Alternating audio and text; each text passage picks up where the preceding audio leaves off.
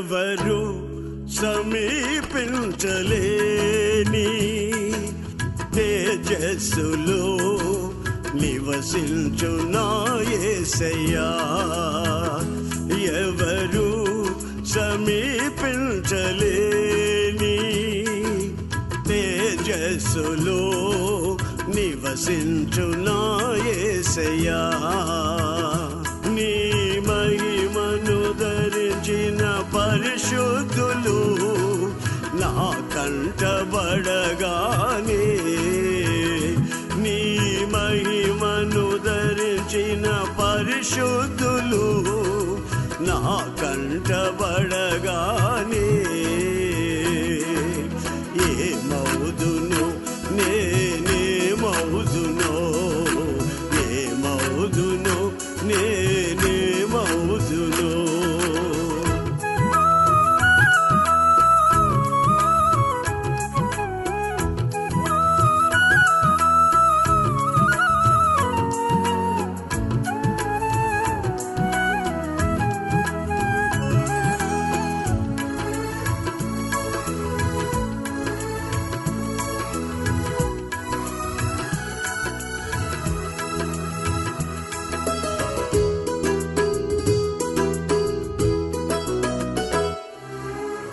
ఇహలోక బంధాలు మరచి నీ ఎదుటే నేను నిలిచి, ఇహలోక బంధాలు మరచి నీ ఎదుటే నేను నిలిచి,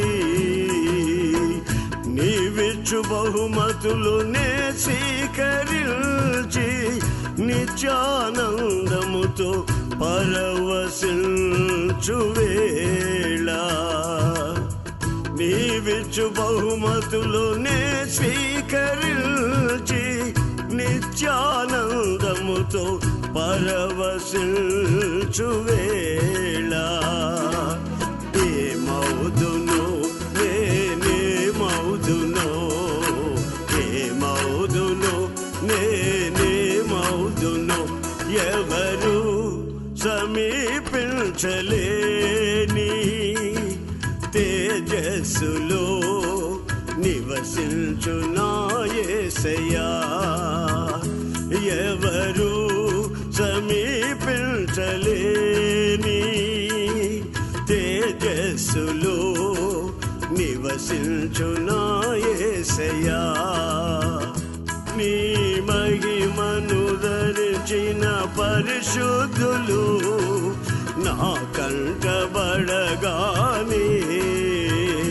నీ మహిమను ధరించిన పరిశుద్ధులు నా కంటబడగానే, ఏమవుదును నేనేమవుదునో, ఏమవుదును నేనేమవుదునో. దేవుని పరిశుద్ధ నామానికి స్తోత్రాలు. మొత్తం 6 వస్తువులు ఉంటాయి. గంగాళం అనేది ఆ బయట గేటు దగ్గర ఉంటుంది. ఆ ఇత్తడి గంగాళం గేటు దగ్గర ఉంటుంది. అందులో కాళ్ళు కడుక్కొని రావాలి లోపలికి వచ్చేవాళ్ళు. ఇది ప్రత్యక్ష గుడారం సంగతి చెప్తున్నా. మన చర్చికి వచ్చేవాళ్ళు కూడా అక్కడ ఒక ట్యాబ్ పెట్టిస్తాను నెక్స్ట్ మీకు. అక్కడ మీరు కాళ్ళు కడుక్కొని లోపలికి రావాలి. నెక్స్ట్ వీక్ అలా ప్లాన్ చేస్తా. అక్కడ ఒక తొట్టు ఉంటుంది. ఆ తొట్టులో నీళ్ళు ఉంటాయి, జగ్గు ఉంటుంది. కాళ్ళు కడుక్కొని శుభ్రంగా లోపలికి రావాలి. ఆమెను చెప్పండి. నన్ను చెప్పులు ఇడవమన్నారు ఒక దగ్గర, ఇడిసా. అక్కడ రాళ్ళు గుచ్చుకుంటున్నాయి. నాకు కోపం వచ్చేసింది. హలో, రాళ్ళు గుచ్చుకుంటుంటే చెప్పులు వేసుకోవద్దంటావేంటన్నా నేను. వాళ్ళు అన్నారు, నీకు ఇష్టమైతే లోపలికి వెళ్ళు, లేకపోతే ఇక్కడ నుంచి వెనక్కి వెళ్ళిపో. అంతేగాని మా చర్చిలో చెప్పులు వేసుకొని లోపల అడుగుపెట్టే పద్ధతి లేదు. అయ్యా, నేను వసన చర్చి పాస్టర్, నువ్వు పాస్టరో పేస్టరో మాకు అక్కర్లేదు. మా డిసిప్లిన్ ఇది.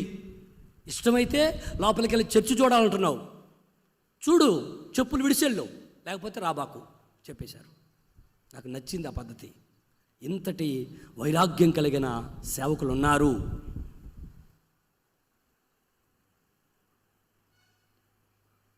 వైరాగ్యం కలిగిన సేవకులు ఉన్నారు అని నాకు అర్థమైంది. ఎక్కడో దగ్గర మేము నేర్చుకొని మీకు ఆ డిసిప్లిన్ నేర్పిస్తున్నాం. మేము ఏది చెప్పినా మీకు మేలే కానీ కీడేం చెప్పం. గనుక అర్థం చేసుకోండి. మీరు మమ్మల్ని ప్రేమించండి, మేము మిమ్మల్ని ప్రేమిస్తాం. మనందరం కలిసి యేసయ్యని ప్రేమిద్దాం. యేసయ్య మనల్ని ప్రేమిస్తున్నాడు. మనందరం కలిసి ఒక రోజున పరలోక రాజ్యములో సమృద్ధి అయిన ప్రవేశాన్ని పొందుకొనుదుముగాక. ఆమేన్. సమృద్ధి అయిన ప్రవేశం మనకు పరలోకంలో దొరకాలి. దానికోసమే మేము గద్దించినా, హెచ్చరించినా, ఏం చేసినా. ఈ సబ్జెక్ట్ పేరేంటి ఎవరైనా చెప్పండి గట్టిగా? ప్రత్యక్ష గుడారం. ప్రత్యక్ష గుడారానికి రాసుకోగలిగిన వాళ్ళు రాసుకుంటే మంచిది. చదువు వచ్చిన వాళ్ళు పెన్ను పేపర్ తీసుకొని రాసుకోండి. ప్రత్యక్ష గుడారానికి 48 పలకలు ఉంటాయి. ఎన్ని పలకలు? లోపల వస్తువులన్నీ ఒక్కొక్క శనివారం చెప్తా. శనివారం ఒక్కొక్క దాన్ని చెప్తా. అందుకని శనివారం కూడా రండి, మీకు కొన్ని విషయాలు నేర్చుకోవచ్చు. 48 పలకలు ఉంటాయి. 48 పలకల్లో ఈ వైపు 20 పలకలు, right side 20, left side 20, back side 6, ఆ మూలకొకటి ఈ మూలకొకటి, ఆ రెండుతో కలుపుకుంటే బ్యాక్ సైడు 8, 20, 20 మొత్తం కలిసి ఎన్ని? 20, 20, 40, అయ్యొక 8, 48 పలకలు. ఈ 48 పలకలకు గాను అడ్డకర్రలు, అంటే ఈ పలక పడిపోకుండా 5 అడ్డకర్రలు వస్తాయి. ఎన్ని వస్తాయి అడ్డకర్రలు? చెప్పాలి. నిద్రపోయినప్పుడు లేపినా కూడా ఈ మాట చెప్తుండాలి మీరు. పలకలకి ఎన్ని అడ్డకర్రలు ఉంటాయంటే నిద్రపోయేటప్పుడు కూడా చెప్పాలి 5 అని. ఆ తరువాత ఈ పలక దేనితో తయారు చేస్తారు? ఈ పలకను దేనితో పొదుగుతారు? ఈ పలక దేనికి సాదృశ్యము? ఈ పలక పడిపోకుండా నిలబడాలంటే ఏం జరగాలి అని విషయాలు నేను చాలా 26:15 వాక్యం నుంచి చదువుకుంటాం. నిర్గమాకాండం 26:15 వాక్యం నుంచి. మరియు మందిరమునకు తుమ్మకర్రతో నిలువు పలకలు చేయవలెను. పలక పొడుగు 10 మూరలు, పలక వెడల్పు 3.5 ఉండవలెను. ప్రతి పలకలో ఒకదానికొకటి సరి అయిన 2 కుసులుండవలెను. అట్లు మందిరపు పలకలన్నిటికీ చేసి పెట్టవలెను. 20 పలకలు కుడివైపున అనగా దక్షిణ దిక్కున మందిరమునకు పలకలను చేయవలెను. మరియు ఒక్కొక్క పలక క్రింద దాని 2 కుసులకు 2 దిమ్మలను, ఆ 20 పలకల కింద 40 వెండి దిమ్మలను చేయవలెను. మందిరపు 2వ పక్కను అనగా ఉత్తర దిక్కున ఒక్కొక్క పలక క్రింద 2 దిమ్మలు, 20 పలకలను, వాటి 40 వెండి దిమ్మలను ఉండవలెను. మందిరము యొక్క వెనుక ప్రక్కకు 6 పలకలను చేయవలెను. మరియు ఆ వెనుక ప్రక్కను మందిరం యొక్క మూలలకు 2 పలకలను చేయవలెను. అవి అడుగున కూర్చబడి శిఖరమున మొదటి ఉంగరము దనుక ఒకదానితో ఒకటి అతికింపబడవలెను. అట్లు ఆ రెండిటికి ఉండవలెను. అవి 2 మూలలకుండను. పలకలు 8, వాటి వెండి దిమ్మలు 14. పలక కింద 2 దిమ్మలు ఉండవలెను. తుమ్మకర్రతో అడ్డకర్రలను చేయవలెను. మందిరం యొక్క ఒక ప్రక్క పలకలను, మందిరం యొక్క 2వ పక్క పలకలకు 5 అడ్డకర్రలను, పడమటి వైపున మందిరం యొక్క ప్రక్క పలకలకు 5 అడ్డకర్రలను ఉండవలెను. ఆ పలకల మధ్య నుండి నడిమి అడ్డకర్ర ఈ కొస నుండి ఆ కొస వరకు చేరి ఉండవలెను. ఆ పలకకు బంగారు రేకును పొదిగించి వాటి అడ్డకర్రలుండు వాటి ఉంగురములను బంగారుతో చేసి అడ్డకర్రలకును బంగారు రేకునకు పొదిగింపవలెను. అప్పుడు కొండ మీద నీకు కనపరచబడిన దాని పోలిక చొప్పున మందిరమును నిలవబెట్టవలెను. చాలు. నిర్గమాకాండం 26:15 నుండి 30 వరకు చదువుకున్నాం. ఇందులో ప్రత్యక్ష గుడారం యొక్క పలకలు, వాటి నిర్మాణము ఇక్కడ రాయబడి ఉంది. ఇక్కడ ఈ పలకలు తుమ్మకర్రతో తయారు చేయాలని చెప్పారు. ఏ కర్రతో? తుమ్మకర్ర ఎవరికైనా తెలుసా? చూసారు ఎవరైనా? తుమ్మ చెట్టు ఎంత ఎత్తు ఉంటుందంటే, నాకు తెలిసి అనుకుంటున్నా, నా ఆలోచన ఒక 20 అడుగులైనా ఉండొచ్చు, లేకపోతే 25 అడుగులైనా ఉండొచ్చు. సర్వీస్ చెట్లు తెలుసు కదా మీకు? సర్వీస్ చెట్టు ఎంత ఎత్తు ఉంటుంది? సరువు బాదులు ఉంటాయి, సరువు తోటలు వేశారుగా, మీకుందిగా జామాయిల తోట ఎంత ఎత్తు ఉంటుంది? 25-30 కూడా ఉంటుంది కదా. ఆ విధంగా ఉంటాయి తుమ్మ చెట్లు. మనం చూసిన తుమ్మ చెట్లు వేరు. మనం చూసిన తుమ్మ చెట్లు మడి చెట్టు ఉండే ఉంటాయి, లేకపోతే ఈ బిల్డింగ్ ఎత్తుంటాయి, 10 అడుగులు 12 అడుగులు ఉంటాయి అంతే. కానీ ఆ పలక ఎంత ఉండాలంటే 15 అడుగులు పలక ఉంటుంది. తుమ్మ చెట్టు పలక 15 అడుగులు వస్తుంది. 15 అడుగులు అంటే కింద నేలకే కట్ చేద్దాం. పైన ఇక్కడ కింద ఎంతలా ఉంది అంతలా పైకి బాదుగా పొయ్యకొంది తగ్గుతుంది. అయితే 15 అడుగులు చివర కూడా ఎట్టుండాలంటే 3 అడుగులు వెడల్పు ఉండాలి. అంటే ఆ చెట్టు పైన కొసగోడ 3 అడుగులు ఉండాలంటే అది ఎంత ఎత్తుంటే మధ్యలో మనం కట్ చేసిన కాడ 3 అడుగులు వస్తుంది. అందుకని నా ఆలోచన ఒక 25 అడుగులైనా ఉండొచ్చు, ఒక 25 అడుగులైనా ఉంటుంది. ఆ 25 అడుగులు ఉండే ఆ తుమ్మ చెట్టు దాన్ని ఫస్ట్ ఏం చేస్తాడంటే, ఏమండి పలకలు ఎవరో మళ్ళీ చెప్తాలే, పలక ఎవరో నేను చెప్తా మళ్ళీ. ఫస్ట్ కింద రంపం వేసి కోత కోస్తాడు. అర్థమైందా? కింద రంపం పెట్టి కసా బిసా కచ్చ కోసేస్తాడు. కోసేసిన తర్వాత కింద పడిపోతుంది. పడిపోయిన తర్వాత టేబు తీసుకొని 15 అడుగులు పెడతాడు. 15 అడుగులు అంటే 5, 10, 15 ఇదిగో ఇంత పొడవు పెడతాడు. ఇది 4 అడుగులే, అక్కడికి ఆ సెంటర్లోకి వస్తుంది. ఈ 15 అడుగులు పెట్టి ఇంకా మీకు అర్థం అవ్వాలంటే మన ఖానాలో సగం, కరెక్ట్గా సగం. ఈ 15 అడుగులు పెట్టి మళ్ళా రంపం వేస్తాడు, కస్సా నరికేస్తాడు. కస్ అంటుంది, వెళ్ళిపోతుంది. ఆ తర్వాత ఇప్పుడు కింద కోత అయిపోయింది, కింద కట్టింగ్ ఒకటి పైన కట్టింగ్ ఒకటి 2 అయిపోయినాయి. ఇప్పుడు మరలా ఇటు నిలబడిందా ఈ ఇదే తుమ్మకర్ర ఇక్కడ పెడతాడు, రంపం కస్స దింపేస్తాడు. వెడల్పు 3 ఉంటేనే లోపల పెడతాడు, వెడల్పు పెడితే పక్కన ఇసిరేస్తాడు. వెడల్పు 3 ఉంటే లోపల వేసుకుంటాడు, వెడల్పు 3 లేకపోతే బయట వేసేస్తాడు. అట్లా అంటే ఇప్పుడు తుమ్మకర్రకి ఒక పలక తయారవటానికి ఫస్ట్ బాటంలో ఒక కటింగు, తర్వాత చివర్లో ఒక కటింగు, 2 కటింగులు అయిపోయినాక మళ్ళీ ఇది అడ్డకోత అంటారు. అడ్డకోత, ఈ అడ్డకోతలో కస్సున ఎన్ని రావాలో అన్ని పలకలు వచ్చి ఒక్కొక్క పలక ఇంతలా ఉంది అనుకుందాం, ఇంతలా ఒక 2 ఇంచులు పెట్టుకుందాం మనం. ఇప్పుడుండే పలకలు 6 ఇంచు ఉంటాయి, అప్పుడు పలకలు 2 ఇంచులు అనుకుందాం మనం. ఇలాగ 2 ఇంచుల మందంలో 3 అడుగులు వెడల్పు ఉండి 15 అడుగులు పొడవుండే ఆ పలకలు మాత్రమే తుమ్మ చెట్లు వచ్చి తయారు చేశాడు. ఇప్పుడు మీరు చూసిన తుమ్మ చెట్లు అయినవి ఇప్పుడు ఇందాక మేము చేయొత్తారు కదా, మీరు ఒక్కళ్ళు కూడా ఇట్లాంటి చెట్టు ఎవరు చూడాల. అన్న దగ్గర నెట్లో చూశాను నేను ఇందాక సబ్జెక్టు తయారు చేస్తున్నప్పుడు నెట్లో చూస్తే ఆ తుమ్మ చెట్టు పైన కొస అంటే చెట్టు ఉంటుంది కదా, కొమ్మలు, ఆ కొమ్మలు ఈ మందిరం అంత పెద్దగా ఉంది. ఇంత వెడల్పు ఉంది ఆ పై కొమ్మలు, 40 అడుగులు వెడల్పు అనిపించింది నాకు. ఎత్తొచ్చి ఏమండి అది 25-30 అడుగులు ఉంటుంది. అది అప్పుడే కావలసిన కటింగులు వస్తాయి దాంట్లో. ఇప్పుడు ఈ తుమ్మకర్ర ఎవరంటే, తుమ్మ చెట్టు ఎవరంటే, పలకలు ఎవరంటే నీవే, పలకలు ఎవరంటే నేనే. 48 పలకలలో ఇదిగో ఈ తల్లిగారు ఒక పలక, ఇదిగో ఈ తల్లిగారు ఒక పలక, ఇదిగో ఈ చెల్లి ఒక పలక, ఇదిగో ఈ చెల్లి ఒక పలక, అదిగో తమ్ముడు ఒక పలక. ఇలాగ మన అందరం పలకలం. ఈ పలకగా తయారైతేనే మందిరానికి నిలబెట్టుకోగలుగుతాము. పలకగా తయారు కావడానికి ముందు కింద ఒక కటింగ్ పడింది, పైన ఒక కటింగ్ పడింది, ఆ తర్వాత మళ్ళీ కස්සని కింద ఒక కటింగ్ పడింది. మీకు అప్పుడప్పుడు కటింగ్లు పడుతున్నాయిగా, కటింగ్ పడగానే మూతి పెడుతున్నారుగా, కటింగ్ పడగానే మూతి ఇట్లా పెడుతున్నారుగా, ముడుచుకుంటున్నారుగా. మరి కటింగ్ పడకపోతే పలకగా నువ్వు పనికిరావే.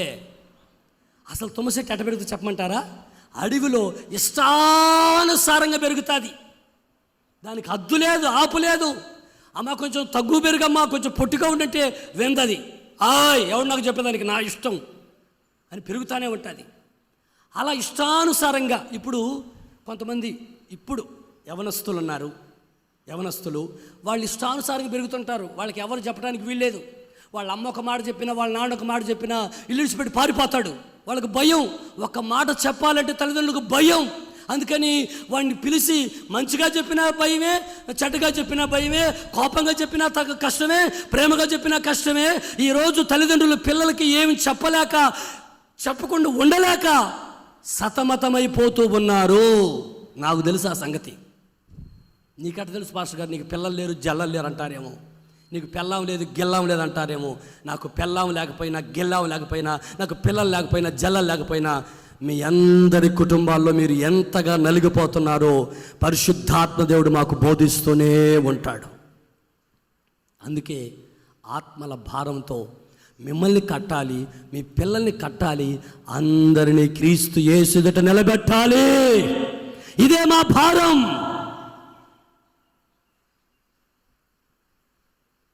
గనుక కఠినమైన బోధ ఇది. ఈ బోధలో ఎదిగితే ఇక మీలో ఈ కటింగులు పడుతున్నాయనుకో, ఇక మీరు కానుకానైతిని నీ సన్నిధిలో శాశ్వత కృపను నేను తలంచగా అనుకుంటారు. ఎందుకంటే ఈ కటింగులు పడ్డ తర్వాత మీరు ఏమవుతారంటే నేను అనరు ఇంకా. స్తోత్రం నాయన, యేసయ్య నీకు వందనాలయ్యా, నీ కృప నాయన, నీ దయ తండ్రి అని అంతా యేసై దయ మీద, యేసై కృప మీద ఆధారపడతాం. ఇప్పుడు అట్లా లేరు మీరు. ఇంకా కటింగులు పడలా మీకు సరిగా. 20 ఏళ్ళైంది సేవకుడు పెట్టి, కానీ సరైన కటింగులు పడలా మీకు. కటింగులు పడక మీరు ఎట్టున్నారంటే తుమ్మ చెట్లు ఎట్లా అడవిలో ఉన్నాయి అట్టున్నారు కొంతమంది. అందరు కాదు, సారీ చెప్పాలి కనుక చెప్తున్నా, అందరూ అట్టున్నారు అనట్లేదు. కొంతమంది చాలా ఆత్మీయంగా ఉన్నారు, కొంతమంది అడవిలో ఉన్న తుమ్మ కట్టిలాగా ఇష్టవచనుడు పెరిగి నడుస్తున్నారు. రొమ్ము చూపించుకుంటా నాకే ఉంది గుండె బలం కండ బలం అని ఇట్లా నడుస్తున్నారు. అట్లా నడిసే వాళ్ళందరికీ ఈ కోతలు పడతానే ఉంటాయి.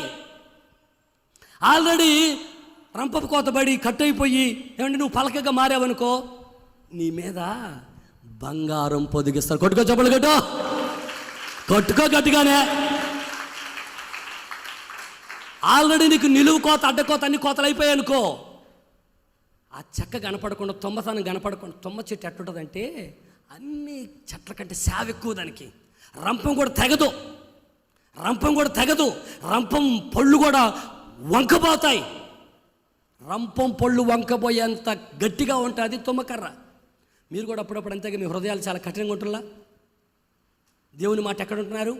వింటే ఆశీర్వాదం ఎందుకు రాదు? కొంతమంది ఇప్పటికీ వడ్డీ వ్యాపారం చేసేవాళ్ళు ఇక్కడ ఉన్నారు. నేను పేర్లు చెప్పను, నిలబెట్టను, కానీ వడ్డీ వ్యాపారం చేసేవాళ్ళు ఇక్కడ ఉన్నారు.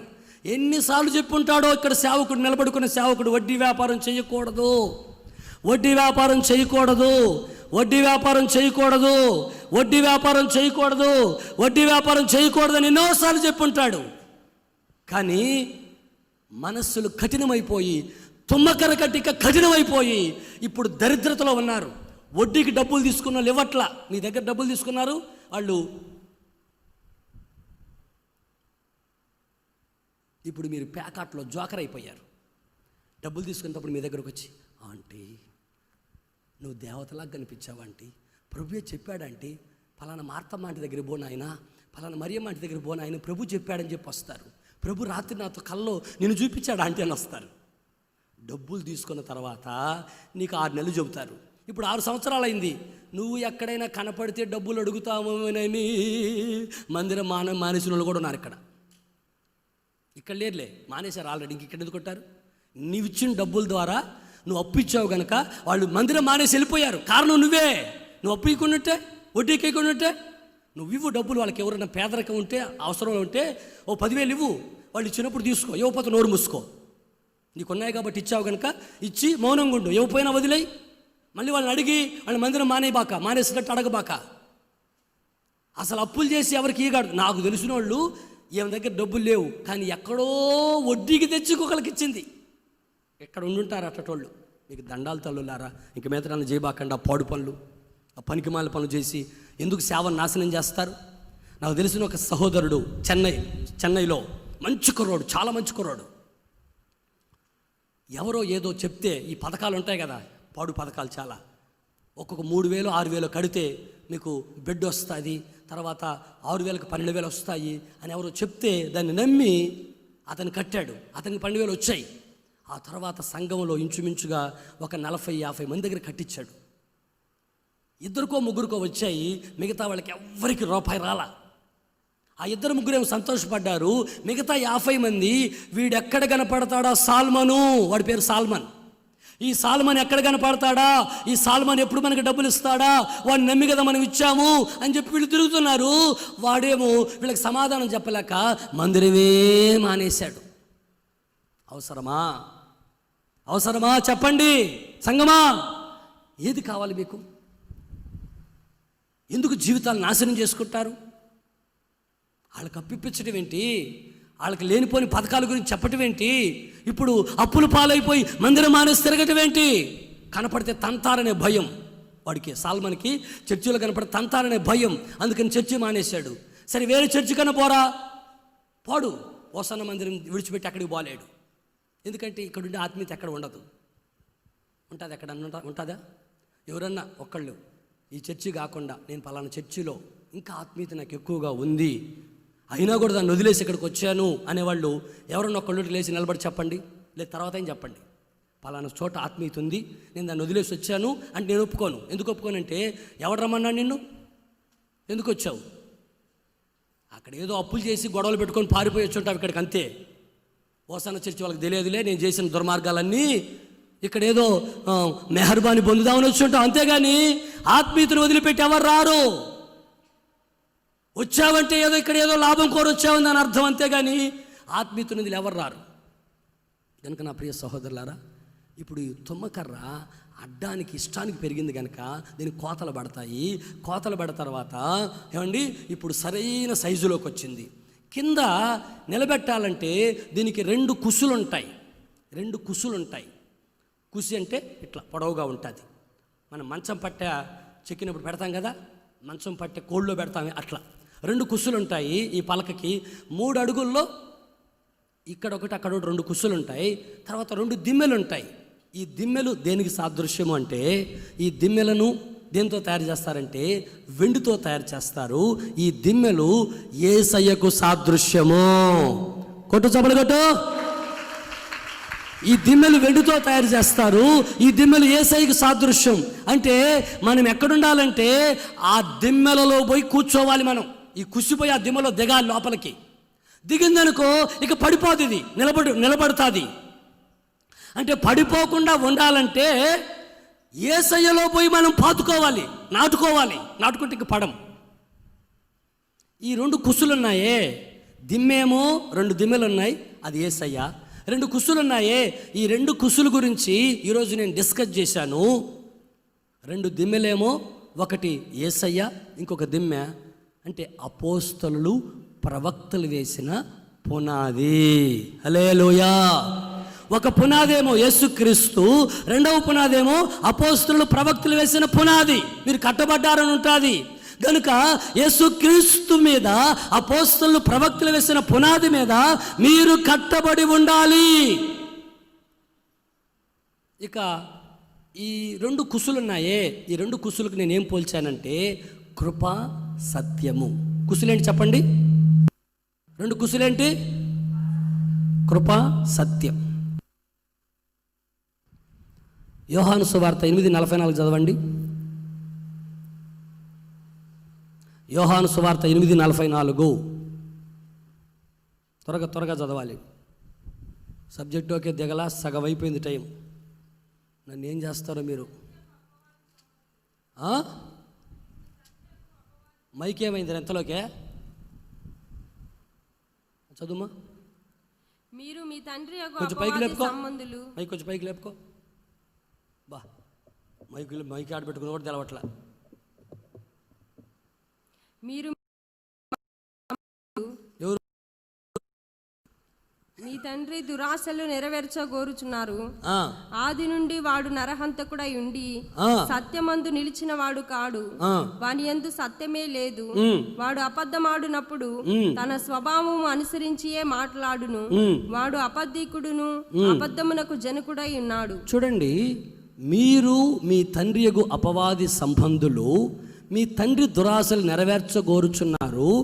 ఆది నుండి వాడు హంతకుడయుండి సత్యమందు నిలిచిన వాడు కాడు, వాని యందు సత్యమే లేదు. ఎవరిని అంటున్నారు ఈ మాట?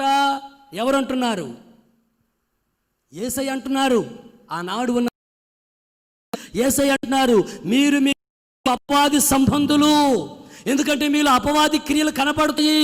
దైవ సేవకుడు చెప్పిన మాటకు లోబడకుండా మీ ఇష్టం వచ్చినట్లుగా ప్రవర్తిస్తున్నారు గనుక, మీలో ఇంకా అపవాది సంబంధించిన కార్యాలు ఉన్నాయి గనుక మీరు అపవాది సంబంధులు. అబద్ధం ఆడినట్లుగా మీరు అబద్ధం ఆడుతున్నారు. మీ తండ్రి సత్యం జరిగించట్లేదు అని ఆనాడు సంఘాన్ని యేసయ్య హెచ్చరించాడు. ఈనాటి సంఘాన్ని కూడా దేవుడు హెచ్చరిస్తున్నాడు. ఎందుకంటే ఎంతమంది సత్యం కోసం బ్రతుకుతున్నారో ఆలోచిస్తే భయమేస్తుంది. వాళ్ళంతే చెప్తారులే పాస్టర్లు, వాళ్ళకేం పెళ్ళమా పిల్లలా, మనకి ఎలా కుదురుతుంది అని. నో, కుదరందేది దేవుడు చెప్పడండి. ఏది కుదురుతాదో అది ఆయన చెప్తారు. కానీ అది నీకు కుదరట్లేదు అంటే దాని అర్థం ఏంటో చెప్పనా? నీవెక్కడో అపవాది ఆలోచన చేత నడిపించబడుతున్నావు గనుక దేవుని మాట నీకు చేదుగా ఉంది. దేవుని మాట మీకు ఎట్లా ఉంది చెప్పండి? ఎట్లా ఉంది దేవుని మాట? చేదుగుందా? దేవుని మాట ఎలా ఉండాలి మనకి? దేవుని మాట మనకి ఎలా ఉండాలి? తీయగా ఉండాలి.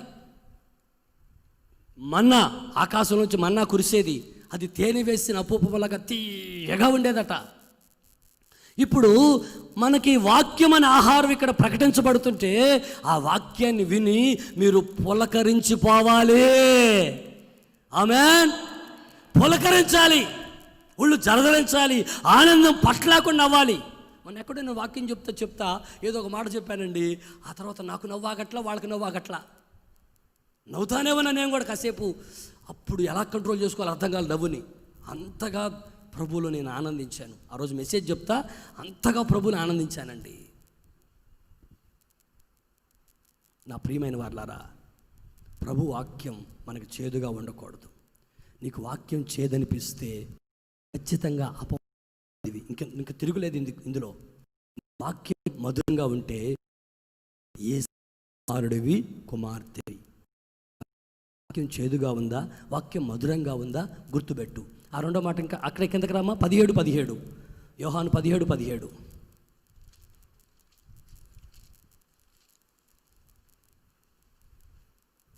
సత్యమందు వారిని ప్రతిష్ఠ చేయుము, నీ వాక్యమే సత్యము. ఇప్పుడు నేను చెప్తున్న మాట ఏంటంటే, ఎక్కడ చెప్తున్నానంటే మీకు పలకల గురించి. ఈ పలకలు మొదట తుమ్మకర్ర అని చెప్పాను, అడ్డు కోత నిలువు కోత అన్ని పడ్డాయని చెప్పాను. ఇప్పుడు ఈ కోత పడిన తర్వాత ఇది పలకగా మారిన తర్వాత దీనికి 2 కుసులు ఉంటాయి.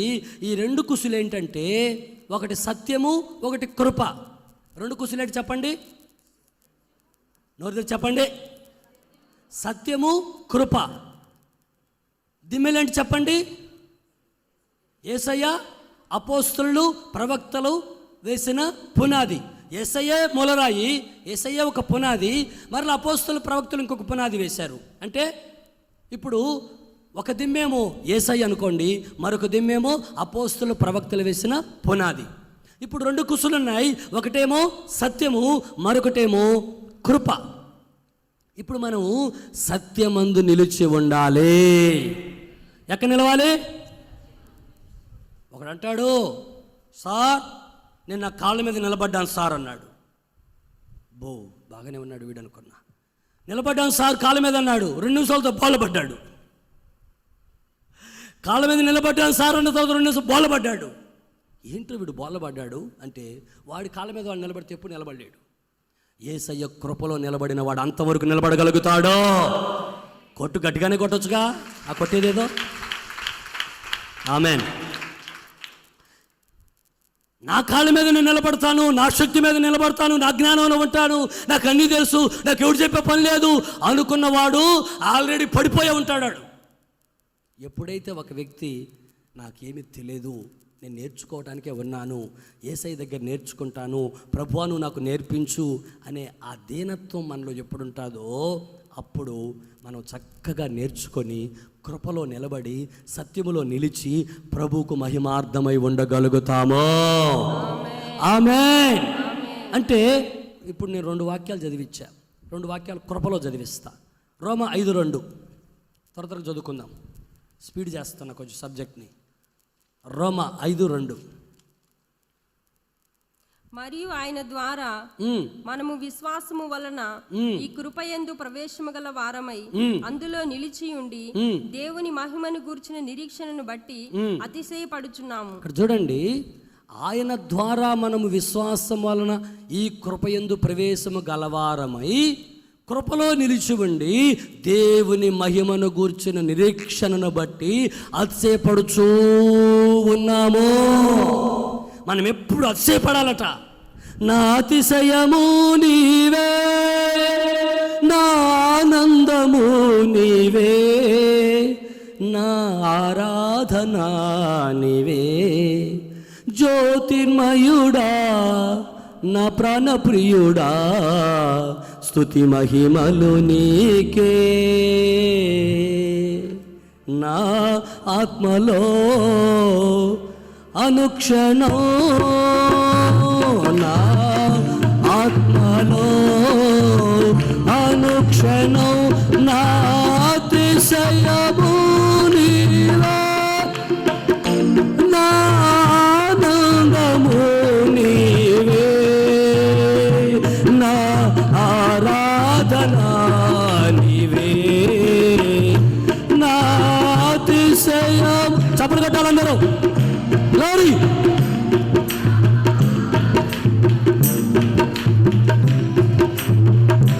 నా ఆరాధన నీవే, జ్యోతిర్మయుడా నా ప్రాణప్రియుడా, స్తుతి మహిమలు నీకే. నా ఆత్మలో అనుక్షణం, నా ఆత్మలో అనుక్షణం నా అతిశయము నీవే. పాడాలందరూ పాడాలి. నా ఆరాధన నీవే, జ్యోతిర్మయుడా నా ప్రాణప్రియుడా, స్తుతి మహిమలు నీకే. ఆమేన్. హల్లెలూయా. చూడండి, అతిశయించువాడు ప్రభువునందు అతిశయించాలి, అతిశయించువాడు సిలువ యందు అతిశయించాలని లేఖనాలు సెలవిస్తూ ఉన్నాయి. కనుక విశ్వాసమందు మనము నిలకడగా ఉండి కృపలో స్థిరపరచబడాలి, కృపలో నిలవాలి, అందులో మనం నిలకడగా ఉండాలి. కృపను పొందుకున్న తర్వాత పోగొట్టుకున్న వారు ఉన్నారు. ఒకరిని చెప్పండి. కృప పొందుకున్నాక పోగొట్టుకున్న ఒక వ్యక్తిని చెప్పండి.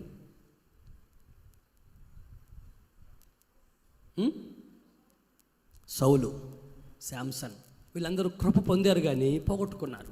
ఎందుకు పోగొట్టుకున్నారంటే వాళ్ళకు వచ్చిన శరీర కోరికలు కొందరికి, వారికి వచ్చిన అతిశయం గర్వం కొందరికి, ఏదో రకరకాల కారణాల వలన కృపను అనేకులు పోగొట్టుకున్నారు. అయితే కృపను పొందుకున్న వాళ్ళు ఉన్నారు. బైబిల్లో కృపను పొందిన వారు ఉన్నారు. ఒక పేరు చెప్పండి.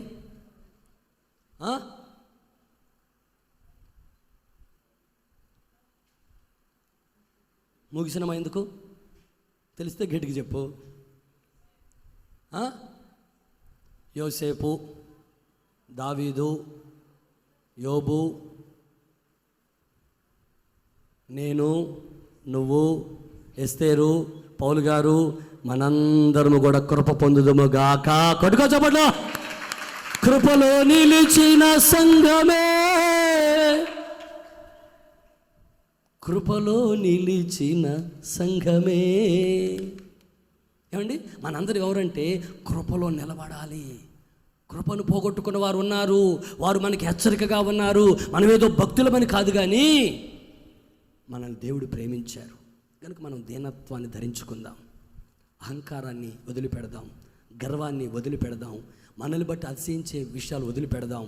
యేసయ్యా నీ కృప నాకు కావాలయ్యా. తెల్లవారుజాం కాడ 5 గంటలకు లేచేవా 4 గంటలకు లేచేవాళ్ళు చేయొద్దండి, ఫోటో తీయాలి. అట్లే ఉంచాడు, చెయ్యి ఫోటో తీసావు, అది వదిలే, ఫోటో వదిలే, లేట్ అయిపోతుంది, అదే చూపించు, వీడియోది. 4 గంటలకు ఖచ్చితంగా లేసేవాళ్ళు, చేయొత్తండి, మా సిస్టమ్ కూడా ది, ఎత్తట్లేదు ఏంది ఇల్లు లేవరా అంటే మీరు లెక్కలేదా, అదేంది అంత ఎత్తావు. దేవునికి మహిమ కలుగును గాక. వీళ్ళని దీవయ్య బాబు, తీసావా, అదిగో మా బ్రదర్ది గట్టిగా ఎత్తాడు, నేను లేపితే లేస్తాడు కానీ గట్టిగా ఎత్తాడు. దేవునికి మహిమ కలుగును గాక. మీరందరూ ఎవరెవరైతే 4 గంటలకు లేస్తున్నారో ప్రతిరోజు నా దేవుని కృప మీ మీద సమృద్ధిగా కుమ్మరించబడుతూ ఉంది. 5 గంటలకు లేసేవాళ్ళు, 4 గంటలకు కొంచెం కష్టపడి అలసిపోయారు, 5 గంటలకు లేసేవాళ్ళు చేయొత్తండి. మీకు కూడా దేవుడు కృప సమృద్ధిగా కుమ్మరించును గాక. అస్సలు మేము 7:30 తర్వాత లేస్తాం పాస్టర్ గారు, దిస్ ఈజ్ మై రూ. 7:30 తర్వాతే డైలీ 7:30కే లేస్తాం. అందులో నువ్వు ఒకడివా? 7:30కే లేస్తాను పాస్టర్ గారు. రాత్రి నాకు నిద్ర పట్టదు, రాత్రి పిచ్చి పిచ్చి అన్ని చూసుకుంటూ కూర్చుంటాను. 7:30కి ఖచ్చితంగా లేస్తాను, లేకపోతే 8 కన్నా లేస్తాను, లేకపోతే ఒక్కొక్క రోజు 9 కన్నా లేస్తాను, కాలేజీ లేకపోతే 10:30 కన్నా లేస్తాను, ఆకలైన దాకా 11 కన్నా లేస్తాను. ఉన్నారు, ఇక్కడ ఉన్నారు. లేకపోతే ప్రభు ఎందుకు మాట్లాడతాడు? అస్సలు ఆయన ఒక్క మాట కూడా ఎగస్ట్రా మాట్లాడు. ఏ ఒక్కరికి అవసరం అయితేనే మాట్లాడతాడు, నాకు తెలుసు. ఇక్కడ నిలబడ్డ సేవకు నోట్లోంచి ఏదన్నా ఒక మాట వచ్చిందంటే ఇంతమందిలో ఏ ఒక్కరికి ఆ మాట ఖచ్చితంగా అవసరమైన మాటే మాట్లాడతాడు ఆయన. ఎగస్ట్రాలు మాట్లాడు నీలాగా. కొంతమంది ఎగస్ట్రాలు మాట్లాడుతూ ఉంటారు, వ్యర్థమైన మాటలు మాట్లాడుతూ ఉంటారు, పనికి మాలిన మాటలు మాట్లాడుతుంటారు, పోసుకోలు కబులు మాట్లాడుతూ ఉంటారు, సొనుగుతుంటారు, గొనుగుతుంటారు. మీలాగా ఆయన ఎన్నడూ చేసే దేవుడు కానే కారు. అందుకని ఆయన మాట్లాడాడంటే ఎవరికి అవసరం ఆ మాట. ఇప్పుడు 9-10 గంటలకు లేసేవాళ్ళు ఈ రోజు నుంచి, ఎన్నిసార్లు చెప్తాను, మళ్ళీ చెప్తాను, తప్పదు కదా నాకు. మిమ్మల్ని మీకు నేర్పించడమే. నేను గురువును, మీరు శిష్యులు, నేను తండ్రిని, మీరు పిల్లలు. am I right? నేను గురువును, మీరు శిష్యులు, నేను తండ్రిని, మీరు పిల్లలు. పిల్లలు కనుక కోపం వచ్చినప్పుడు చెంప మీద నాలుగు మడిచేస్తా. పిల్లలు కనుక దగ్గర తీసుకొని ముద్దు పెట్టుకుంటా. am I right? పిల్లలు కనుక కోపం వచ్చినప్పుడు చెంపకేసోడు పీకుతా. పీకకపోతే నా నెత్తిని కూర్చోరా మీరు, అమ్మో మీరు సామాన్యులా. అబ్బా ఏమి నవ్వింది మా అక్క, మా ముసుగు తీసేలా నవ్వి మళ్ళీ ముసుగేసుకుంది. హల్లెలూయా. మిమ్మల్ని చూస్తుంటే ముసుగుల్లో నాకు ఎవరు అర్థం కావట్లే. ఈ గవర్నమెంట్ ఏమో పాడిపోయిన గవర్నమెంట్, ముసుగులు పెట్టుకోమని తీయండి. అది ఒకసారి వస్తే నాకు కనపడేదానికన్నా తీయండి. ఎందుకంటే ప్రార్థన కూడా చేయట్లేదు నేను మీకు. ఇది ఒక రూల్ వచ్చింది, ముసుగు తీయండి అందరూ ఒకసారి. ముసుగు తిన్నమ్మా, మళ్ళీ పెట్టుకుందరు కానీ కరోనా రాదులే, పోయింది అక్కడ. ఈ పాడైపోయిన కరోనా భయపడుతున్నారు. కనపడండి రా, ముసుగులు తీయరంటే. నా అతిశయము నీవే. తీయన్నయ్యా, ముసుగు తీయన్నయ్యా. ఏం తీవా? అమ్మో, ఆయనకి భయం వేసినట్టుంది. అందరికంటే ఎక్కువ భయం ఆయనకు వచ్చింది. ముసుగు తీస్తే కరోనా వచ్చేస్తుందని భయం అయిపోయింది ఆయనకి. ఉంచుకో, అంత భయపడితే కరోనా నీ దగ్గరికి వస్తుంది, జాగ్రత్త. భయపడకూడదు. ఇంకొక మాట చెప్తున్నా, కరోనా పాతాళంలో బంధించబడిన గాక అనాలి. మీరు ఎవరుతానండి? కరోనా పాతాళంలో బంధించబడిన గాక, కరోనా పాతాళంలో బంధించబడిన గాక. నేను ఎంత గట్టికన్నా అంత గట్టికనండి. Next repeat. మర్రా.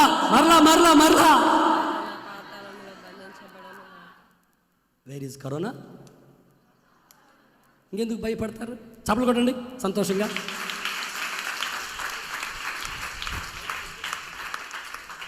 రోజు దాన్ని పాతాళం తొక్కేస్తున్నా నేను యేసునామంలో. అది లేదు అసలు ఇక్కడ, అది లేదు. కానీ దాన్ని నీడని చూసి భయపడుతున్నారు మనోళ్ళు. అందులో టీవీలో ఆ బాల్ లాగా చూపిస్తున్నారు. ఏ బాల్? అది ఏం బాల్ అంటారు దాన్ని? అసలు వైరస్ కైరస్ నాకు అర్థమై సావట్లేదు. కానీ ఆ బాలు టీవీ మొత్తం ఒకటే బాల్ చూపిస్తున్నాడు. దానికి ఏమో పొల్లలు పొడుచుకొని ఉంటున్నాయి. అటు ముద్దు పెట్టుకోవడం అటంటవే, అటు పెట్టి చూపిస్తాయి. అది వచ్చి ముద్దు పెట్టుకునేటట్టు అందరికి కరోనా వచ్చి అటు చూపిస్తున్నారు టీవీలో. ఆ టీవీలో చూసి ఓ అమ్మో అని గుండె పగిలి చేస్తున్నారు. గుండె ఆగిపోయింది వాడు చూపించే చూపులకి. ఆ టీవీలో ఇందాక ఆయన చెప్పాడుగా వాళ్ళ నాన్నగారి విషయంలో ఏమండి, వాళ్ళ తమ్ముడు ఉద్రేకంతో భార్యను చంపాడు, భయంతో పిల్లల్ని చంపాడు. అంతవరకు కరెక్టేనా? వాళ్ళ తమ్ముడు ఉద్రేకంతో భార్యను చంపాడు. ఆ భయంతో ఈ పిల్లలు నేను చంపానన్న సంగతి చెప్తారేమనే భయంతో పిల్లల్ని కూడా చంపాడు, అందరిని పాతిపెట్టాడు. ఆ తర్వాత నలుగురు చంపినాక ఆయనకి మైండ్ సరిలేక తను కూడా సూసైడ్ చేసుకున్నాడు. కానీ దీన్ని మీడియా ఏం చేసిందంటే వాళ్ళ నాన్నగారి మీదకి దిద్దుంది. వాళ్ళ నాన్నగారు ఎంత మంచోడంటే మన దేశంలోనే ఇంకెవరికైనా వచ్చింది అవార్డు? ఇద్దరికి వచ్చింది ఇప్పటి వరకు అలాంటి అవార్డు మన దేశంలో ఇద్దరికి వచ్చింది. ఒక వ్యక్తి, ఆయన పేరు నాకు తెలియదు, రెండవ ఆయన వీళ్ళ నాన్నగారు. దాని పేరేంటి? అవార్డు పేరు కబీర్ పురస్కార్ అనేది ఇప్పటికీ మన దేశంలో ఇద్దరికి వచ్చింది. ఒకళ్ళు రాజరత్నం ఐజక్ సార్. ఎందుకంటే రెండు మతాలకు జరిగిన ఘర్షణలో పోలీస్ డిపార్ట్మెంటు, కలెక్టరు అంతా జిల్లా మొత్తం ఏం చేయలేక మౌనమైపోతే ఆయన ఒక్కడు వెళ్ళి ఆ రెండు మతస్థులను కూర్చోబెట్టి మాట్లాడి ఉన్నటువంటి సమస్యను పరిష్కరించాడు. చప్పలు కొట్టాలి ప్రభుకి. అంతటి ఘనకార్యం చేస్తే ఎవరెవరు వచ్చారు అప్పుడు పురస్కారం? అప్పుడు ఫోటో చూసా నేను, ఇంటికి వెళ్ళినప్పుడు ఫోటో చూసా. ఎవరు వచ్చారు చెప్పండి? అబ్దుల్ కలాం, మన్మోహన్ సింగ్, ఆయన ఎవరు నాకు తెలియదులే, ఆ ఇద్దరే నాకు తెలుసు. అంటే మన్మోహన్ సింగ్ వచ్చి ప్రధానమంత్రి, అబ్దుల్ కలాం వచ్చి రాష్ట్రపతి, అంతేగా? అరే నవ్వుతారేంద్ర మీరు? అబ్దుల్ కలాం రాష్ట్రపతిగా, అవునా కాదా? మరి ఇట్లా చూపుతావు, సగం ఊపుతున్నావు ఇది నువ్వు, నాకు డౌట్ పెడతావేంది సారు? అబ్దుల్ కలాం వచ్చి రాష్ట్రపతి, మన్మోహన్ సింగ్ వచ్చి ప్రధానమంత్రి. ఎక్కడిచ్చారా ఆ పురస్కారం? ఢిల్లీకి ఈయన గారిని పిలిచి, న్యూఢిల్లీకి ఈయనకి వారిద్దరూ అంటే రాష్ట్రపతి ప్రధానమంత్రి కలిసి, ఇంకా కొందరు ఉన్నారు, ఇంకొక ఇద్దరు ఉన్నారు, వాళ్ళు ఎవరు నాకు తెలియదు. ఆ నలుగురు ఇంకా చాలామంది ఉండి ఉంటారు, ఫోటోలు నలుగురే బట్టి ఉంటారు కాబట్టి పెట్టారు పెద్ద పెద్దగా. వాళ్ళు ఈయనకు పురస్కారం ఇచ్చారు, కబీర్ పురస్కార్. అయితే సాతానుగాడు అమ్మో కడపలో కబీర్ పురస్కార్ తీసుకున్నంత గొప్పోడు ఉన్నాడా, వీడిని ఎలా దొక్కాలని చెప్పి అది జరిగిన కొద్ది రోజులకి ఇది జరిగింది. దానికి దీనికి ఎంత డిఫరెన్సు? కబీర్ పురస్కారం వచ్చిన తర్వాత మీ తమ్ముడు వాళ్ళ భార్య పిల్లల్ని చంపింది ఎంత టైంకి? ఏ సంవత్సరం కబీర్ పురస్కారం వచ్చింది డాడీకి? 2007? ఓకే 7 సంవత్సరాల తర్వాత చంపేశాడా? 2013లో చంపింది.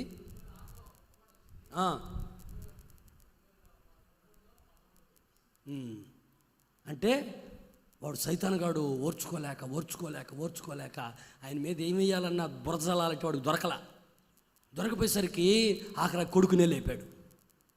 కొడుకుని లేపి కొడుకు చేసిన అఘాయిత్యానికి తండ్రిని నిందలో వేసి జైలుకి వెళ్ళాడు వాళ్ళ డాడీ. ఒక 1 మంత్ ఇప్పుడు బెయిల్లోనే ఉన్నారు ఆయన గారు. ఆ ఆస్తులు కొన్ని కేసులు ఉన్నాయి. వాళ్ళకు ఒక 100 కోట్ల ఆస్తి ఉందండి. చిన్నపిల్లలు అలా కూర్చున్నాడు. మీరు అనుకుంటున్నారా? 100 కోట్ల ఆస్తి ఉంది ఆయనకి, చిన్నపిల్లలా కూర్చున్నాడు.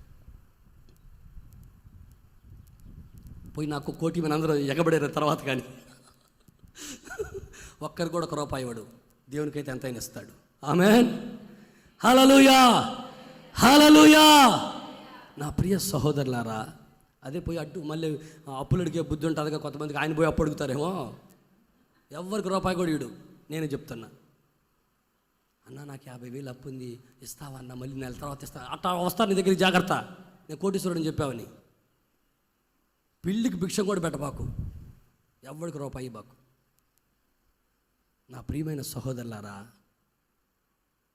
సాతానుగాడు బురద జల్లాలని చూస్తాడు, దేవుడేమో మనల్ని గణపరచాలని చూస్తాడు. మనం అపవాది పిల్లలుగా ఉండకుండా సత్యములో మనము ప్రతిష్ట చేయబడి ఉందుముగాక. సత్యములో ప్రతిష్ట చేయబడి ఉందుముగాక. అపోస్తల కార్యం 13:43 చదవండి.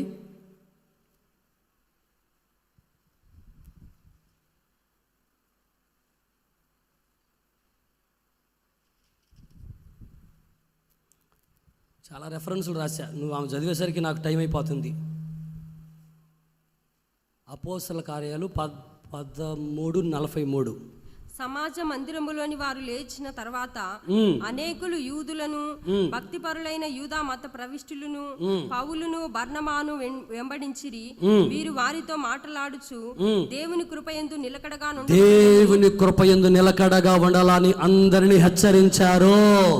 దేవుని కృపయందు మనం నిలకడగా ఉండాలి.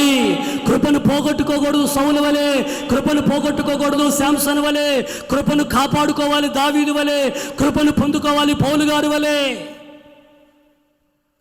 దీనులుగా ఉంటే కృపనిస్తాడు, గర్వంతో ఉంటే కృప పోగొట్టుకుంటాం. ఆ తర్వాత సామెతలు 16:6 త్వరగా చదవాలి, స్పీడ్ పోతున్నా నేను. సామెతలు 16:6.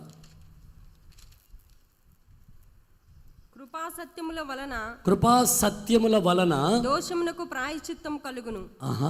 ఇది మీకు కావాల్సిన మాట. 16:6 సామెతల 16:6 ఏముందంటే కృపా సత్యం వలన దోషములకు ప్రాయశ్చిత్తం కలుగుతుంది.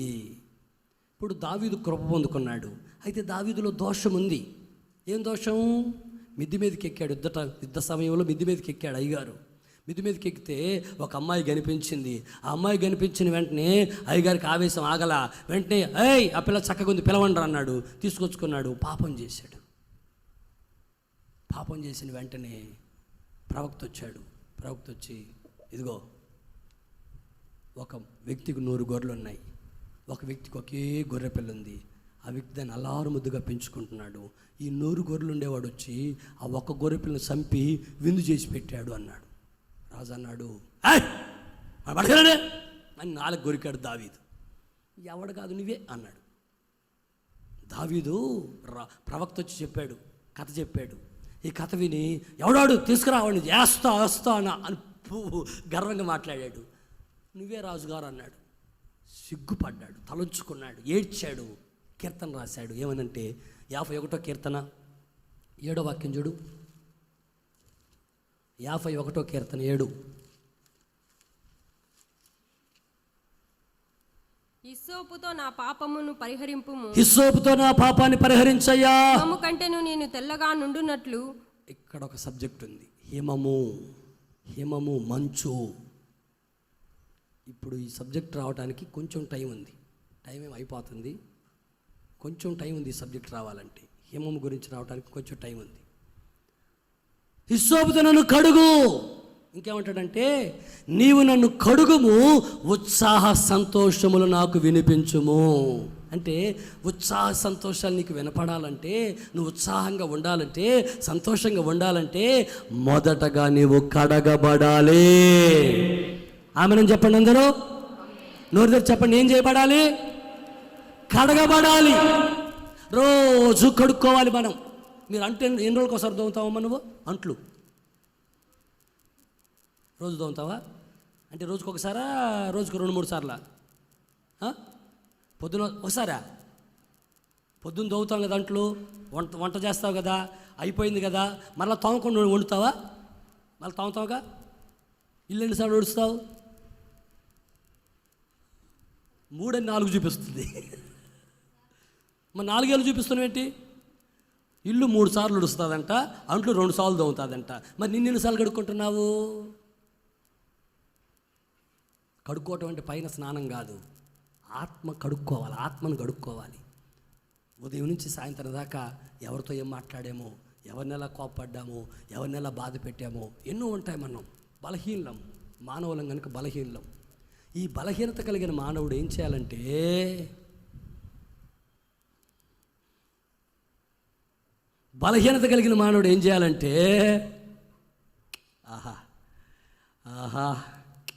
ఏమన్నారు కుర్రోళ్ళు, బలహీనత మనకు కలిగిన మానవుడు ఏం చేయాలంటే, నేను బలహీనయ్యా, నువ్వు బలవంతుడువు, నేను అపవిత్రుడయ్యా, నువ్వు పరిశుద్ధుడవు, నీ రక్తముతో నన్ను మరలా మరలా మరలా కడుగుము కడుగుము కడుగుము కడుగుమయ్యా, నీవు నన్ను నీ రక్తముతో కడుగుమయ్యా, నీ రక్తముతో నా దోషములు ప్రేమతోనే కడుగుమయా అడగాలి మనం. ఏమండి, అర్థమవుతుందా? నీవు నన్ను కడుగయ్యా, నీ రక్తంతో కడుగయ్యా, నీ ప్రేమ చేత నన్ను కడుగయ్యా అని ఆయన అడిగితే ఆయన మనల్ని క్లీన్గా కడిగేస్తాడు, క్లీన్గా కడిగేస్తాడు. మీరు చేపలు కడిగారు, తోముతున్నారు, పైపైన తోమేస్తారా? పైపైన తోమరే, కసా బిస తోమేస్తారు. అట్లాగే యేసయ్య కూడా మనల్ని కసా బిస తోమునుగాక. ఆమెను చెప్పండి. కసా బిసా కిసా బసా దోమాడు అనుకో, అప్పుడు క్లీన్గా ఉంటాం. పైపైన దోమాడు అనుకో, ఇప్పుడు అంట్లు దోమిన తర్వాత నీ మీదకి వస్తుంది కత్తి. ఏందో మరి, ఏం పేరు నీ పేరు? మర్చిపోయా. నీ పేరేంటమ్మా? సిగ్గుపడబాకులే. అన్నమ్మక్క, అంట్లు దోమిన తర్వాత అట్లా నీళ్ళు చిలకరిస్తావా లేకపోతే జాడిస్తావా? నీళ్ళలో బకెట్ నీళ్ళలో జాడిస్తావా? గ్లాసు నీళ్ళతో చిలకరిస్తావా? ఏంది అట్లా నవ్వుతావు? నువ్వు చెప్పు తల్లి. ముసుగుది చెప్పు, ముసుగుదీలే. నీళ్ళల్లో బకెట్ నీళ్ళలో జాడిస్తాం అంట్లు, అంతేగాని ఒక గ్లాసు నీళ్ళు తీసుకుని అన్నావు అనుకో, అసలే మంచోళ్ళు కాదు వాళ్ళిద్దరు. జాన్ పాల్ జైపాలు మంచోళ్ళే. నీ బిడ్డలిద్దరు బంగారం లాంటోళ్ళబ్బా. నీకు దేవుడిచ్చిన వరం, నెమ్మదిగా ఉంటారు. జాన్ పాల్ జైపాల్ అంత నెమ్మదోడు నాకు ఇక్కడ అసలు కనపడలే సంఘంలో. చాలా నెమ్మదస్తులు ఆ బిడ్డలు. ఏమన్నా తెలియక చనిపోయిన పొరపాట్లు ఏం చేస్తారో నాకు తెలియదు, కానీ చాలా అస్సలు అట్లాంటి పిల్లలు అందరికీ ఉంటే ఇక ఏం కావాలి?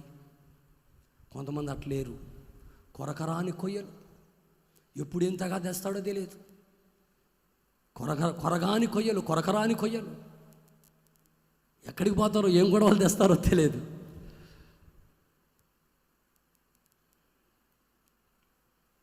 తర్వాత సామెతలు 14:22 కూడా చదవండి.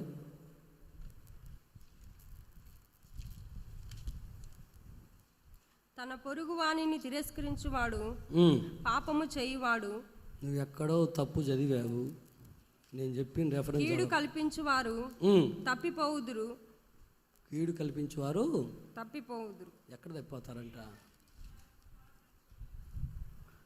కీడు కల్పించువారు తప్పిపోదురు, మేలు కల్పించువారు కృపా సత్యములను నొందుదురు. కృపా సత్యములను పొందుతారు. కృపా సత్య సంపూర్ణుడా అంటే కృపా సత్యం అంటే యేసయ్య. కీడు చేసేవారు తప్పిపోతారు. ఎవరికైనా కీడు చేసావు అనుకో, నువ్వు ఎక్కడో దగ్గర తప్పిపోతావు. నువ్వు మేలు చేసావనుకో, యేసయ్యను పొందుకొని ఉంటావు. ఒకటో చెప్పలు కొట్టు గట్టిగానే. కీడు చేసేవాళ్ళు ఎక్కడో దగ్గర తప్పిపోతారు. హామాను కీడు చేయాలనుకున్నాడు, ఉరికో ఎక్కాడు ఆఖరాకి, అది ఏలాడాడు. యోధా కీడు చేయాలనుకున్నాడు, పొట్ట పేగులు బయటకు సచ్చాడు. ఎదవ ఒక సౌజ్ వచ్చాడు, పొట్ట పేగులు బయటకు వచ్చి. యోధా అంత ఎదవి ఉడలేడు, డబ్బు కోసం గడ్డి తిన్నాడు. రక్షకుని అమ్మేశాడు ఎదవ, సన్యాసి, దరిద్రుడు, నిష్ఠ దరిద్రుడు, ఆ దరిద్రుడు, ఈ దరిద్రుడు. వాడికి ఎన్ని పేర్లు పెట్టాలని పేర్లు మీరు పెట్టుకున్న తర్వాత నాకు తెలవాలి. ఏమండి, రక్షకుని నమ్మాడండి వాడు. దుర్మార్గుడు కాకపోతే రక్షకుని నమ్ముతాడు ఎవడైనా? సత్యాన్ని కొని ఉంచుకోమని వాక్యం అంటుంది. సత్యాన్ని అమ్మేశాడు 30 వెండి నాణాలకి. నిష్ఠ దరిద్రుడు. ఆ నిష్ఠ దరిద్రుడికి దేవుడు ఏం చేశాడంటే, గట్టి తాడు కూడా దొరకాలి అప్పటికి పాపం అయ్యగారికి. సచ్చు తాడు దొరికింది, పోయి ఉరి పెట్టుకున్నాడు. ఆ తాడు పుట్టింది. ఉరి పెట్టుకుంటే అక్కడే ఏలబడి సావాలా, అంతేనా? ఉరి పెట్టుకున్న వాళ్ళందరూ అంటారు పైన. మనం పోయేసరికి భయం వేస్తుంది, ఎందుకంటే 4 బయటకు వచ్చి ఉంటుందో, కళ్ళు పెట్టుకో మనకు తెలియదు. మొత్తం మీద గుడ్డు పెట్టుంటారు. ఎవరు ఉరి పెట్టుకోబాకండి, ఉరి పెట్టుకుని నరకమే మీకు. ఎన్ని సమస్యలు వచ్చినా ఏం జరిగినా ఉరి మాత్రం పెట్టుకోబాకండి, నరకం పోతారు. సావొచ్చి సావాలి క్రైస్తవుడు, కానీ కొని సావు కోసం బ్రతకటానికి భయపడి సావకూడదు క్రైస్తవుడు. అర్థమవుతున్నమాట? అర్థమవుతుందా? చావొచ్చి చచ్చిపోవాలి, కానీ ఏదో రోగంలోనో, ఏదో యాక్సిడెంట్లోనో, లేకపోతే మందిరంలో పడుకోనో, మందిరంలో వాక్యం వింటా గుడ్డు అన్నాం అనుకో, తేజోవాసులు అని పాట పాడతాం. అసలు మందిరంలో మీరు వాక్యం వింటా ఎంత ధన్యకరమైన సావు అంటారు. అది ఎవరికి వస్తుంది? అది అటువంటి సావు వస్తే మనం ఎంత భాగ్యవంతులం. ఒక ఆయన పడుకొని నిద్రపోయాడు, తెల్లారిసరికి లేడు. అదే అంటాడు, మన పితరుల గురించి అదే రాసి ఉంటుంది, కాళ్ళు ముడుచుకొని మంచం మీద పడుకున్నారు, పితరుల దగ్గరికి పోయారు అని రాసి ఉంటుంది. అబ్రహాముని గురించి, యాకోబుని గురించి, ఏమండి యోబుని గురించి, వాళ్ళు పడుకున్నారంట మంచం మీద, కాళ్ళు ముడుచుకున్నారు, పితరుల దగ్గరికి పోయారు. అట్లా పోవాలి మనం. రోగంతో ఉండి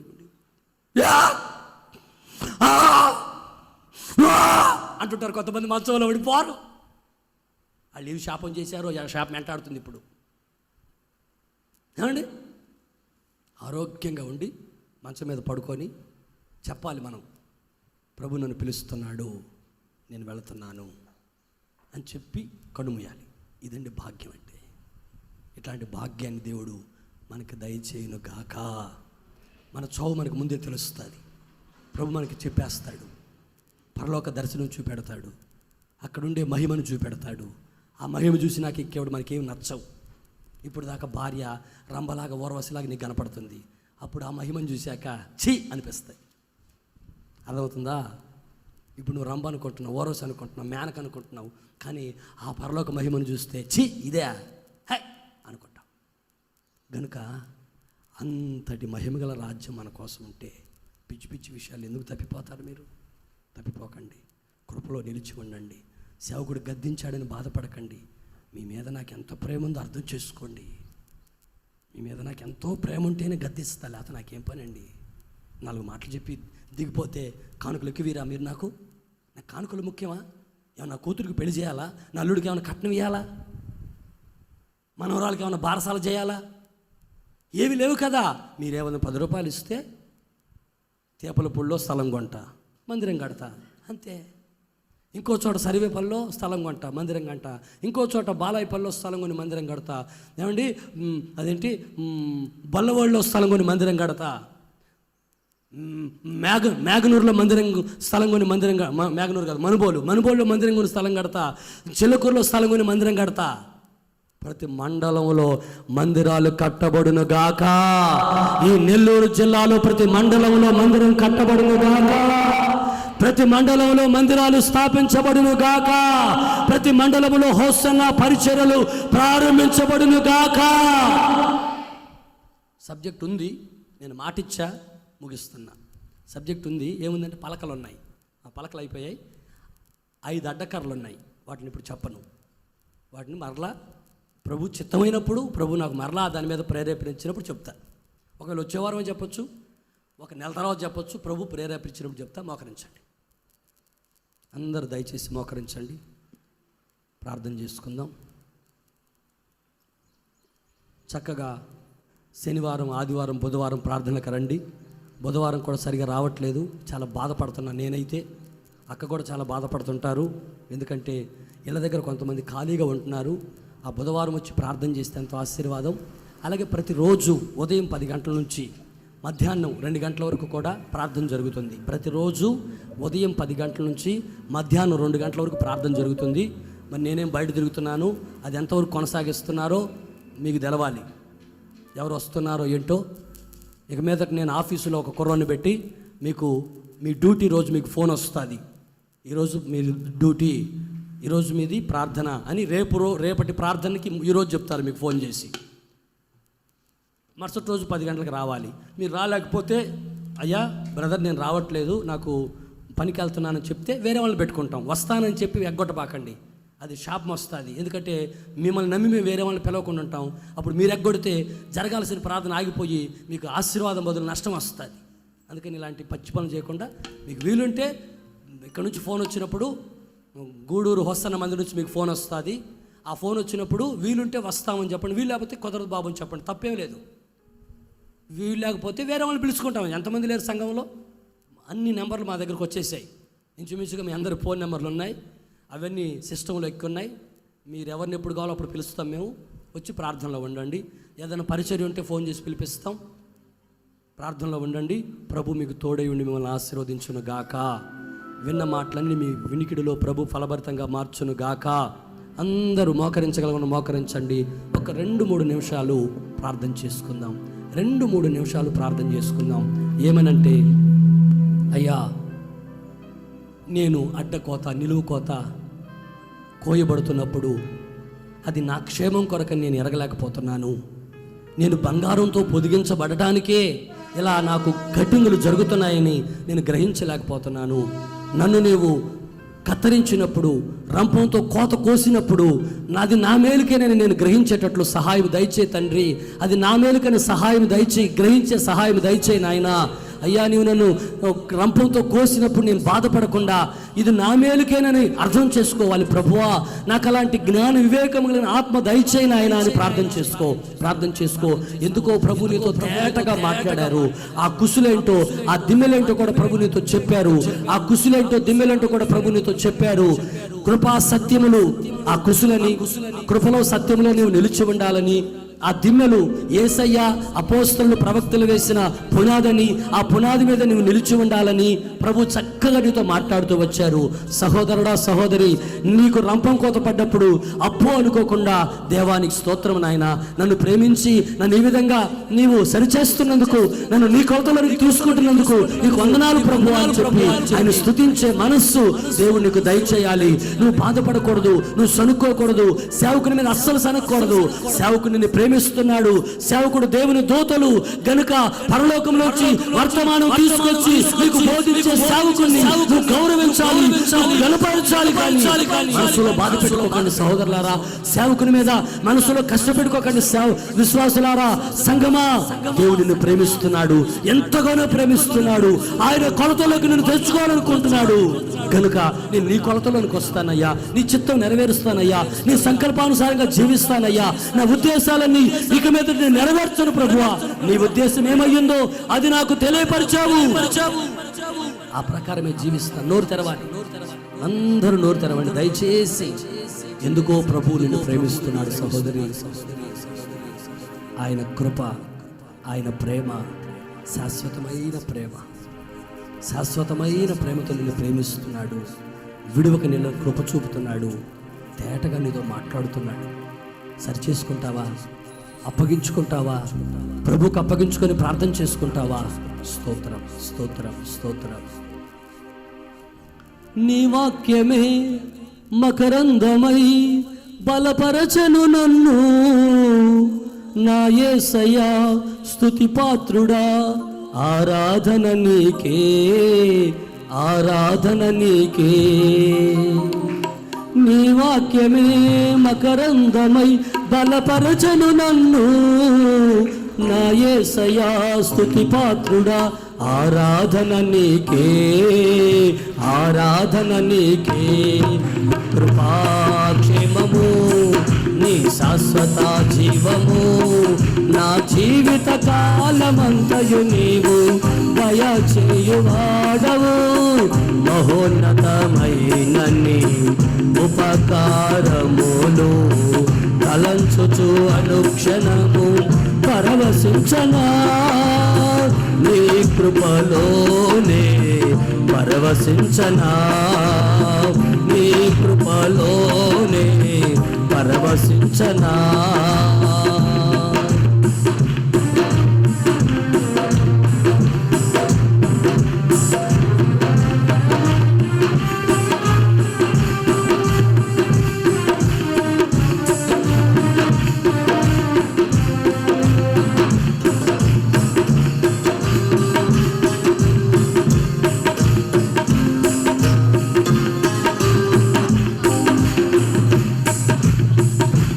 ప్రతి ప్రార్థనకు నీవిచ్చిన ఈవులే లెక్కకు మించిన దీవెనలైనాయి. నా ప్రతి ప్రార్థనకు నీవిచ్చిన ఈవులే లెక్కకు మించిన దీవెనలైనాయి. అడుగులు తడబడక నడిపినది నీ దివ్యవాక్యమే. కడలిని మించిన విశ్వాసము నుంచి విజయము చేకూర్చెను. అడుగులు తడబడక నడిపినది ఈ దివ్యవాక్యమే. కడలిని మించిన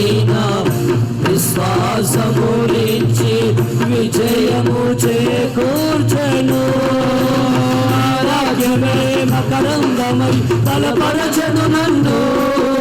నా యేసయ్యా స్తుతి పాత్రుడా, ఆరాధన నీకే, ఆరాధన నీకే.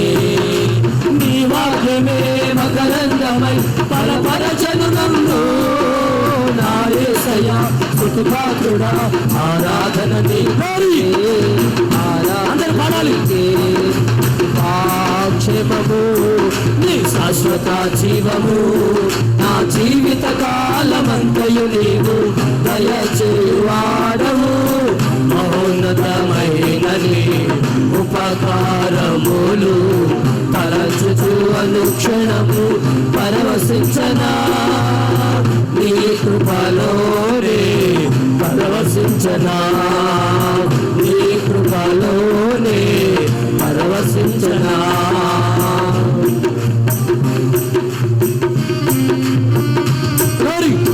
అందరూ చదవగటాలి. ప్రభుని ఆరాధించుకునే సమయం, ప్రభు మనకిచ్చిన మాట్లాడుతూ బట్టి ఆయన సన్నిధిలో భయభక్తులతో ప్రార్థన చేసుకునే సమయం. ఆమేన్. స్తోత్రం.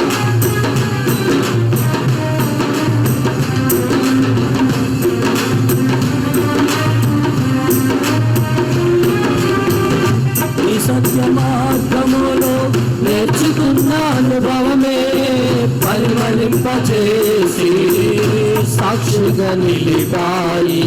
నీ సత్య మార్గములో నేర్చుకున్న అనుభవమే పరిమళింపచేసి సాక్షిగా నిలిపాయి. కలక చెందగా నిలిపినది ఈ దివ్య దర్శనమే. గమ్యము చేరే శక్తితో నన్ను నింపి నూతన కృపనిచ్చెను. కలక చెందగా నిలిపినది ఈ దివ్య దర్శనమే. గమ్యము చేరే శక్తితో నన్ను నింపి నూతన కృపనిచ్చెను. ఆరాధుడా, అభిషేకుడా, ఆరాధన నీకే. నా యేసయ్యా స్తుతి పాత్రుడా, ఆరాధన నీకే. ఆరాధుడా, అభిషేకుడా, ఆరాధన నీకే. నా యేసయ్యా స్తుతి పాత్రుడా, ఆరాధన నీకే, ఆరాధన నీకే. క్షేమము నీ శాశ్వత జీవము, నా జీవిత కాలమంతయు నీవు దయచేవాడవు. మహోన్నతమైన నీ ఉపకారములు తలంచుచు అనుక్షణము పరవశించనా. పరవశించనా, నీ కృపలోనే పరవశించనా. మహాప్రాణ ప్రియుడా, నన్నేలు మహారాజా, నరుడి కొరకు మదిల పరచుతిని. నా ప్రాణ ప్రియుడా, నన్నేలు మహారాజా, నరుడి కొరకు మదిల పరచుతిని. పురశబ్దము వినగా నా మృతువులు కలలు పండగా, అవధులు లేని ఆనందముతో నీ కౌగిలినే చేరనా.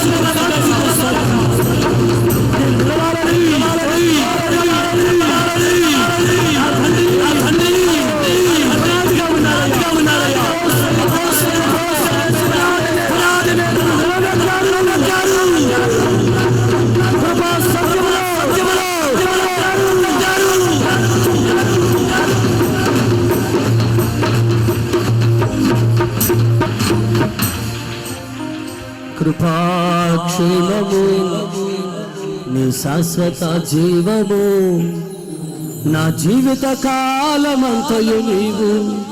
అవును, చెప్పు, ప్రభుతో చెప్పు.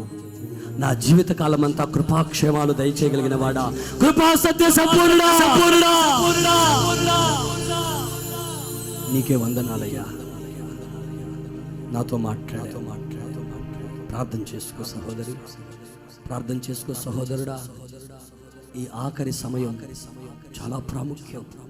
అటు ఇటు ఎవ్వరు వెళ్ళకండి. మీ మనస్సు కూడా అటు ఇటు పానివ్వకండి. ఈ క్షణంలో నువ్వు ఏం ప్రార్థన చేస్తావో అది దేవుడు పరలోకములో ఆమెను అనబోతూ ఉన్నాడు. ఆమెను అనబోతూ ఉన్నాడు. ఏం కోరుకోబోతున్నావు దేవుడు నెరవేర్చబోతున్నాడు. నీ కోరికలు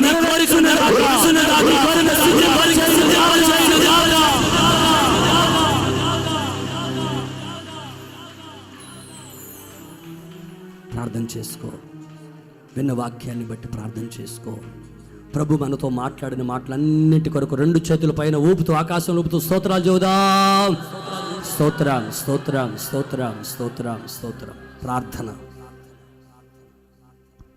పరిశుద్ధుడా, ప్రేమ కలిగిన తండ్రి, నీకు స్తోత్రాలు. ఈ పునరుద్ధాన ఆరాధన మీరు ఆశీర్వాదకరంగా జరిగించి దేవా, మీ సన్నిధిలో తండ్రి ప్రత్యక్ష గుడారమును గురించి అయ్యా మీ వాక్య లేఖనాల ద్వారా మాతో మీరు మాట్లాడినందుకు స్తోత్రాలు నాయన. ప్రత్యక్ష గుడారాన్ని ప్రభువా దిమ్మెలతోనూ తండ్రి కుసులతోనూ కట్టబడతారని మీరు వివరించినందుకు స్తోత్రాలు తండ్రి. అయ్యా మొదటి దిమ్మె క్రీస్తు యేసయ్య, మీరే ముఖ్యమైన మూలరాయి అయి ఉండగా తండ్రి అపోస్తులు ప్రవక్తలు వేసిన పునాదుల మీద చక్కగా కట్టబడాలని మీరు మాట్లాడి ఉన్నారు నాయన.